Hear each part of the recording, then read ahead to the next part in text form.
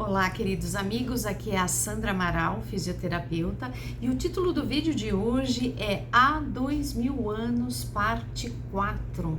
Nós estamos contando a história deste livro, psicografado por Chico Xavier, com a mentoria do Espírito Emmanuel, que era o mentor espiritual de Chico Xavier, e foi o senador Públio Lentulus que teve um encontro pessoal com Jesus de Nazaré.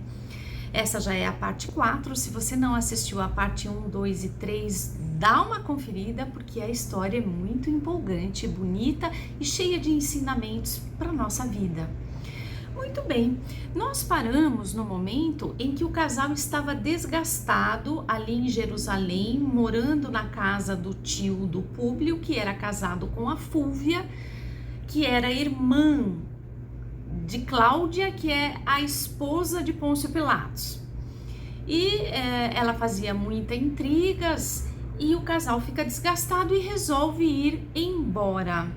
Então eles saem de Jerusalém, que fica ao sul, atravessam a Samaria, que fica no centro, e chegam ao norte, na Galileia, onde existia o Mar da Galileia, ou o Lago de Genezaré, era a mesma localização geográfica, onde ficava a cidade de Cafarnaum, onde Jesus pregou, fez curas e fez os seus milagres por 3 anos naquela região belíssima.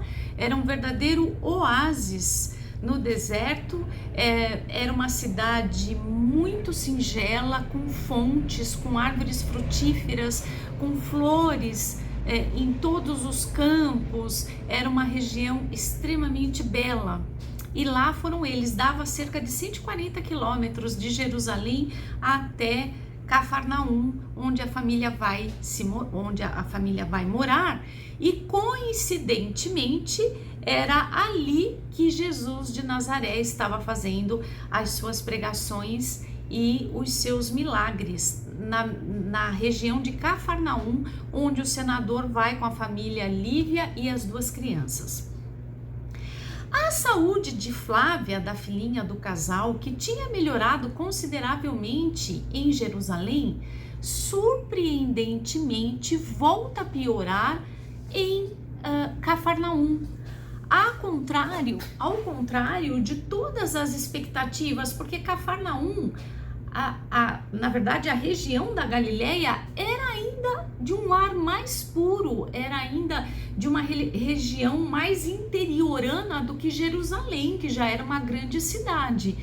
E surpreendentemente, a saúde da Flávia, que tinha melhorado, volta a piorar em Cafarnaum.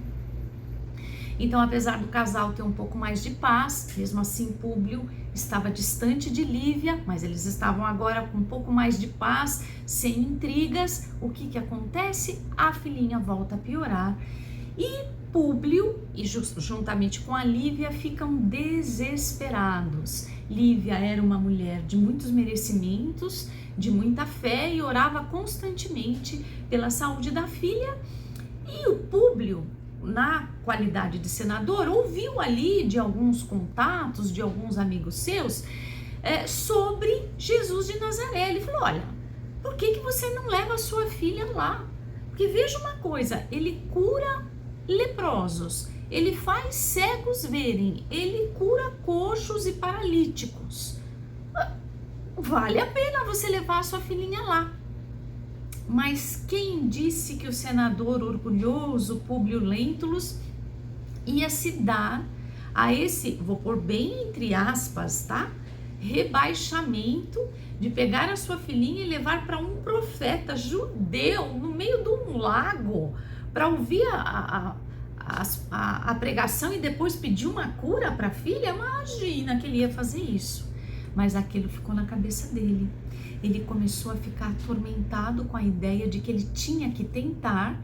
E o que foi que ele fez? Ai, ai, ai.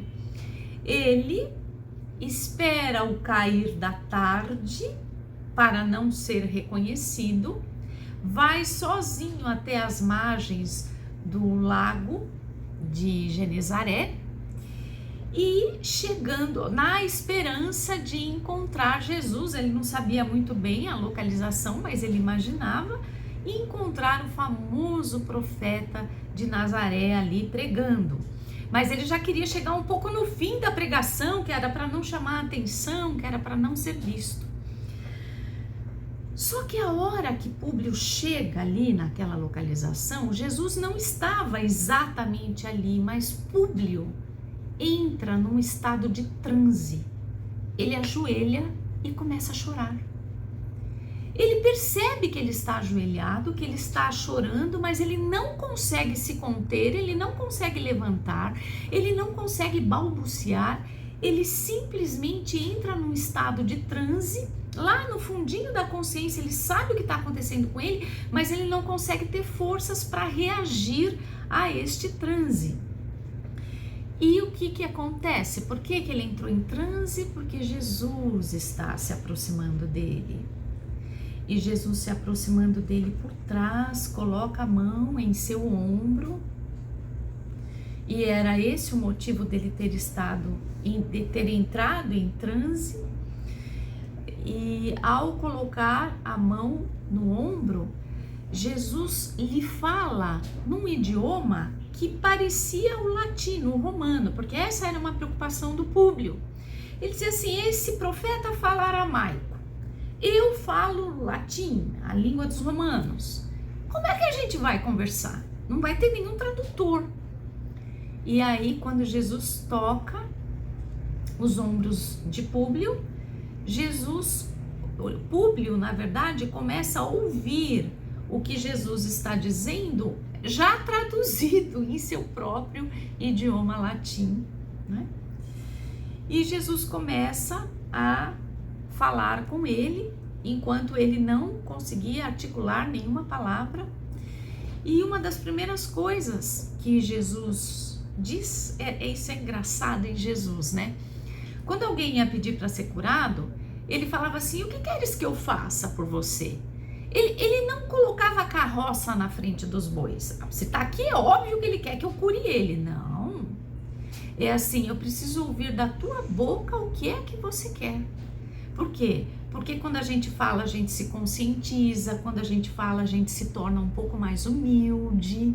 Então Jesus era extremamente terapêutico psicologicamente com as pessoas que o procuravam. E ele diz: senador, por que me procuras?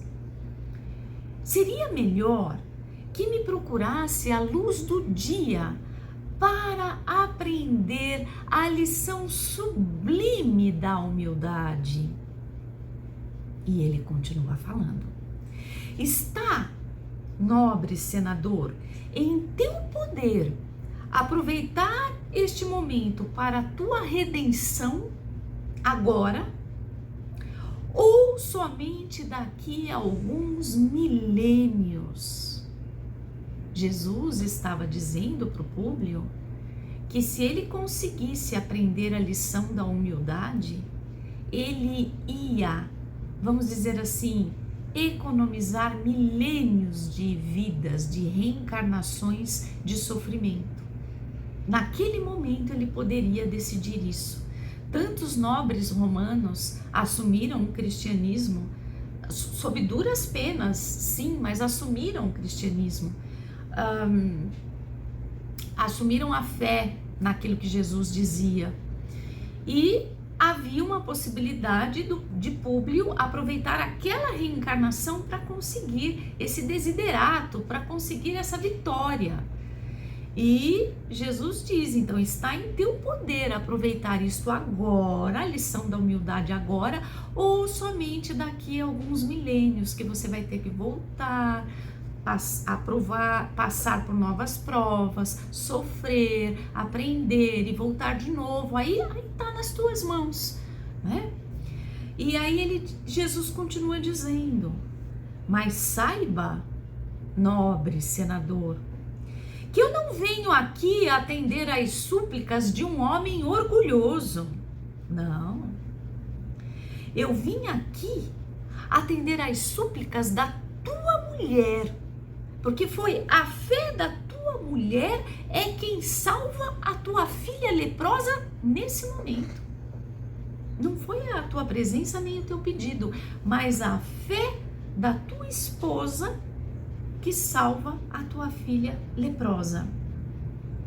E Jesus arremata dizendo: sua filha se cura agora. E você tem, a partir de agora, uma responsabilidade diante do teu destino.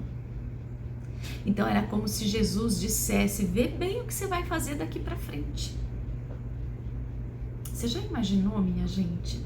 A gente ter uma chance na vida de superar todas as dificuldades, mudando um sentimento, elaborando, construindo algo melhor de um sentimento no lugar de um outro qualquer, de um orgulho, de uma vontade de se vingar, seja lá o que for, você fazer uma força para suplantar aquele sentimento ruim por um bom, e você estaria então adiantando o teu progresso por milênios. Será que nós também não temos esta oportunidade e deixamos passar? Como Públio deixou? Vamos ver se ele deixou. Porque aí Públio, emocionado, em transe, não consegue articular uma palavra, mas vem à mente do Públio o poder de Roma, o cargo que ele ocupa, e Jesus, obviamente, lendo todos os seus pensamentos, ele ainda arremata dizendo para o Públio: olha, nobre senador, todas as tuas riquezas, as de Roma e as suas, são bem miseráveis. E num minuto derradeiro, tudo cairá por terra. Jesus se referia à queda de Roma, mas ainda com Públio em vida, ele se referia à queda de Pompeia. Quando Pompeia cai por causa do Vesúvio, do vulcão, Públio vai se lembrar dessas palavras de Jesus: todas as tuas riquezas e as riquezas de Roma são bem miseráveis, e num minuto derradeiro tudo irá por terra. E o que acontece é que Jesus vai embora, Públio se recupera do transe, com a memória viva de tudo que aconteceu, sai do lago e volta para casa. Quando ele chega em casa, ele vê a filhinha Flávia com aquelas, que antes tinha aquelas feridas purulentas e mal cheirosas da lepra, em franca recuperação. As feridas estão cicatrizando, a febre passou, a menina está bem, a mãe está jubilosa. Ele vê aquela cena e volta a endurecer o seu coração. O orgulho toma conta rapidamente do seu coração, daquela oportunidade que poderia ter sido o grande passo para a sua redenção, daquele momento em diante. Mas ele fala: foi coincidência, a cidade promoveu esses ares, não sei não se foi esse profeta aí, como que ela ia sarar da noite para o dia, foi coincidência. E ele não admite que a cura da filha, que só vinha piorando com tudo, com exceção do curto período que ela melhorou em Jerusalém, todas as outras tentativas eram malfadadas, caíam por terra, e ele acha que foi uma coincidência.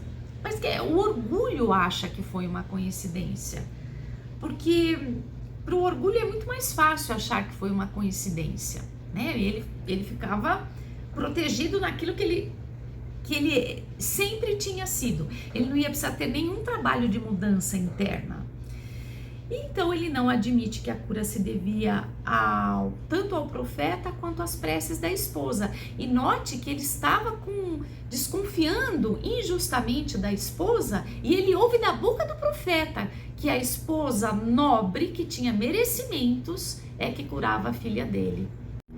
Bem, queridos amigos, chegamos ao final da parte 4. Aguardo vocês na parte 5. Um grande abraço e até lá!